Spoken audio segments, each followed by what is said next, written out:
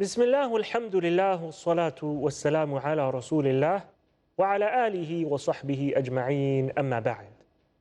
Welcome back to another episode of Can You Handle the Truth? And so in the last episode, we proved that there is only one true God and that God is the creator of this universe. And so in this episode today, what we wanted to go through is that once we have proven all of this, we have proven God's existence and who He is and how He is one and unique. Now we come to the question of why He created this universe. Why did God create this massive universe? And what is the purpose of my life? God created me. For what purpose? What does He want me to do? And so when human beings come across footprints on the beach. If you went to the beach and you saw some footprints, you would immediately conclude that someone walked by here, a human being, because you see the footprint is that of a human being, and you accept that. Now, what if someone said to you that, no, I don't accept that, rather, waves came and washed by the sand and created that footprint. That's how these footprints came into existence. No one out of his right mind would believe that. So similarly, we say that God created us and we didn't come about just by chance, and that God created us for a purpose. And so since, purposeful creation and action is something natural to the human being, that human beings, we don't do things without a purpose. And so, therefore, we conclude that God, since He is the all-intelligent, the supreme being who created us, He must have done so for a specific purpose. Therefore, human beings need to know that purpose. We need to search for that purpose behind our existence in order to make this life purposeful and ultimately beneficial for ourselves. And so, to answer the question, why did God create human beings? First, we have to determine the angle from which this question is being asked. And so I say that from the point of view of God Himself, it would mean what caused God to create human beings. From the point of view of God, what caused Him to create us? As for from the human perspective, we say that it would mean for what purpose did God create us? And I mention this very, very important point, because many people confuse the two. And so when we ask them, what is the purpose of your creation? Why were you created? And they don't have an answer. And then we give them the answer. They say, what caused God to create us for that purpose? And so we say, as for the question of why did God create man? What caused Him to create human beings?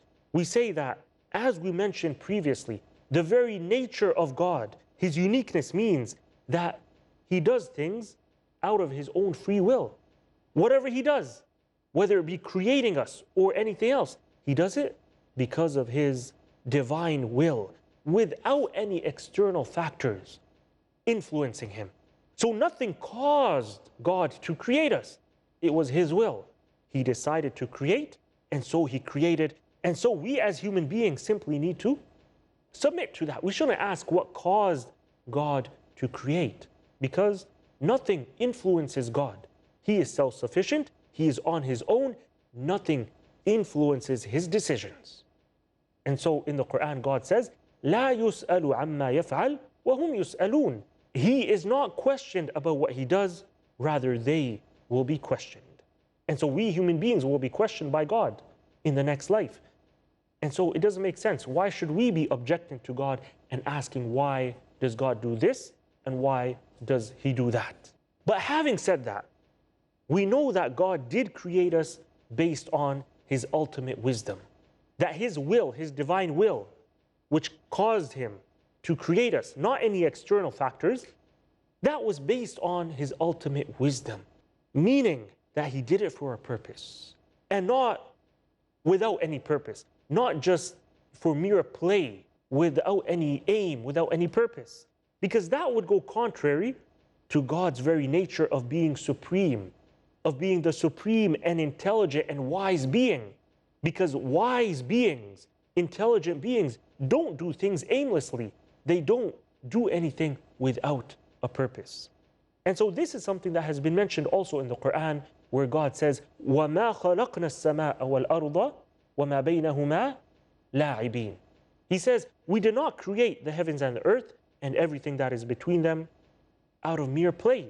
And also God says, وَمَا خَلَقْنَا السَّمَاءَ وَالْأَرْضَ وَمَا بَيْنَهُمَا بَاطِلًا.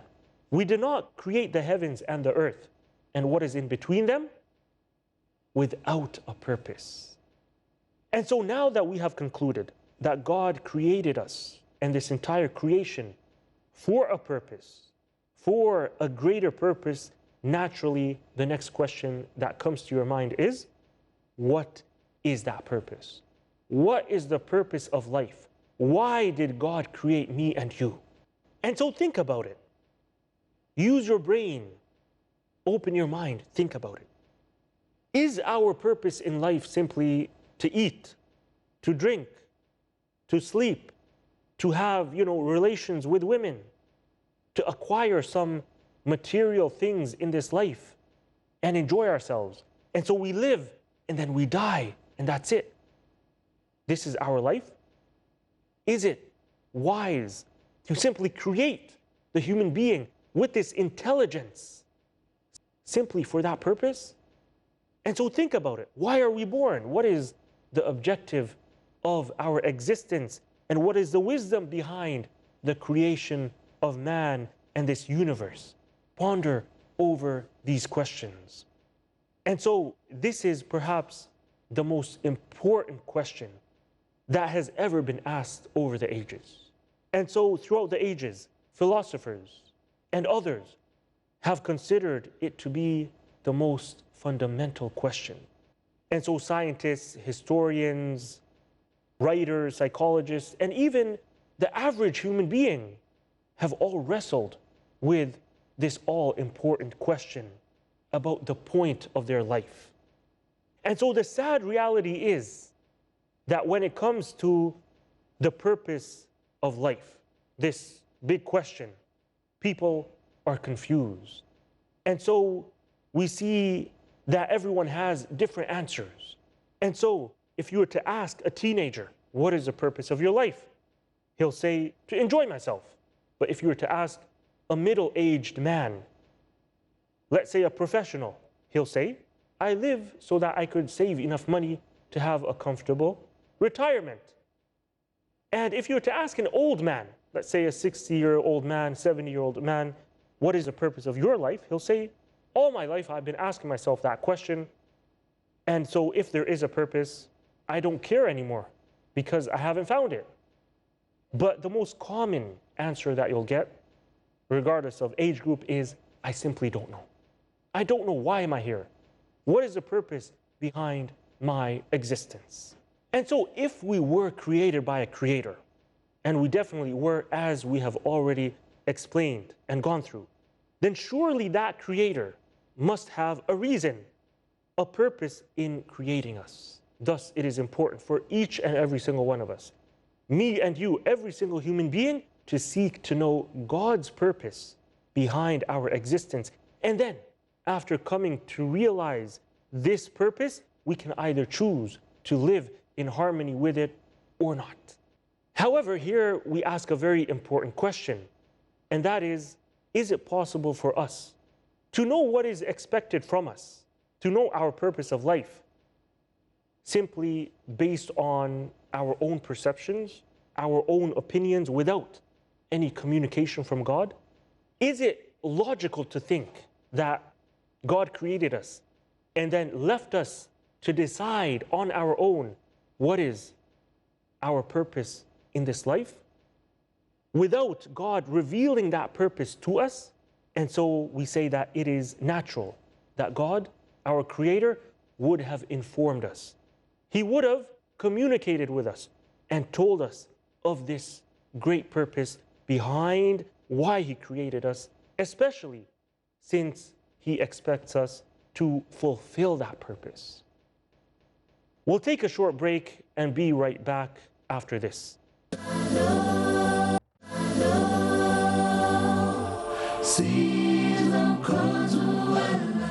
Welcome back. Before the break, we were talking about the big question of the purpose of life.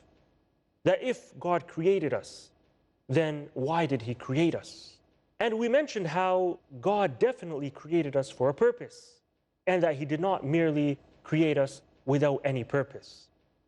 But the reality is that if God created us for a purpose, He did not leave us to decide that purpose on our own.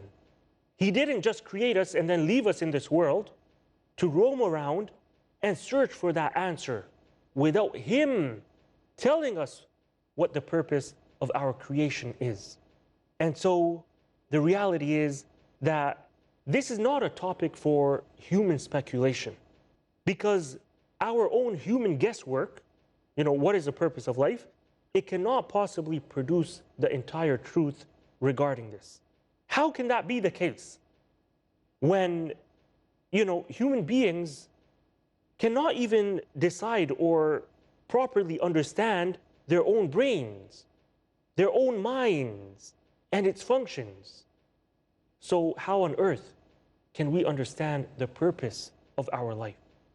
And so humans, most often they turn to other humans when they search for this answer of the purpose of life. However, the only place that clear and precise answers to these questions can be found is in the revelation of God. And so God did not leave us just like that in this world to search for those answers on our own. He revealed His message, and this is from the very nature of God, that He would not create us without sending us a message. And so He created us. He sent His message through those He chose from mankind, from human beings, as messengers to us. And He revealed His message, His scripture, for us. And so the answer to this question of why did God create us, it is in that message. It is in that divine revelation. And it was necessary that God reveals that purpose, the purpose behind our creation, through His prophets. Why? Because human beings are not capable of arriving at the correct answers on their own. All of the prophets of God taught their followers the same purpose of life. And so, coming to the answer to this big question of the purpose of life, I say that the answer is in those divine scriptures. And that answer is that the purpose of life is that God created us to worship Him. And so, the purpose of creation for all men and all women that ever existed from the beginning of time until today and until the end of times has always been one: to recognize God, to know God, and then to worship God. And this is something that God has told us in His final scripture, His final revelation to mankind in the Quran. And so He said, وَمَا خَلَقْتُ الْجِنَّ وَالْإِنسَ إِلَّا لِيَعْبُدُونَ. I have not created mankind, nor the jinn, the spirits, except for one purpose, and that is to worship me. And so that, in a nutshell, is the purpose of this life. The purpose of life is to recognize the Creator, to acknowledge His existence, to recognize Him, and then to surrender to Him, to submit to Him, to obey Him, to worship Him, to follow the commandments, the laws that He has decided for us. This is our purpose in life. But you may be wondering, how is it possible that this is the truth regarding the purpose of life when all human beings, or most human beings, are not fulfilling that purpose of which they were created for? And so if something was created for a specific purpose, it should be fulfilling that purpose? And so the answer is that this is the very reason why you'll find most people, and perhaps you are one of them, who has been searching for the purpose of life, searching for that answer that will bring tranquility to their hearts. They've been looking and searching for so long for that thing that is missing in their souls. And so, as mentioned previously, the Quran teaches us that every single human being is born with the fitrah, the natural inclination to recognize God, to recognize His oneness, and then to worship Him as such. And so, a child is born with the natural belief in the oneness of God. And so as a result, every single person, he carries this belief in his heart, the oneness of God, and it lies deeply within us. However, many times, it becomes buried under layers of negligence, and it becomes dampened by social conditioning. And so, if that child was to be left alone, if he was to be left alone without any external factors influencing that innate nature, then he would grow up conscious of God, conscious of the oneness of God, recognizing God, conscious of that single one creator. And so that is the reality. But most children in the world today, they become affected by these external factors. And this is something that our Prophet Muhammad, the final and last prophet that God has sent to us, this is what he actually mentioned. And so he said that each and every single child is born upon the fitrah, the natural inclination, that innate nature of recognizing God and worshiping God. However, he goes on to say, however, his parents change him. His parents make him a Jew, or his parents make him a Christian. And so just as the child's body, it submits to physical laws. For example, every single human being submits to the law of gravity.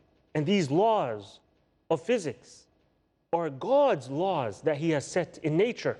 Similarly, the child's soul, it submits naturally to the fact that God is its creator. And He is the one and only creator of him. However, what happens is his parents, they condition him to follow their own way, to follow what they want him to follow. And so the child, he's not able to go against, mentally, he's not capable of going against what his parents are conditioning him into becoming. And so we say that the religion which this child follows at this particular stage is one of custom and upbringing. And God does not hold him account for this religion that he is being forced to adopt. However, when the child matures, when every single human being matures and is no longer a child, rather he can think for himself, this is when we say that he must follow the truth. He must search for the truth and accept it.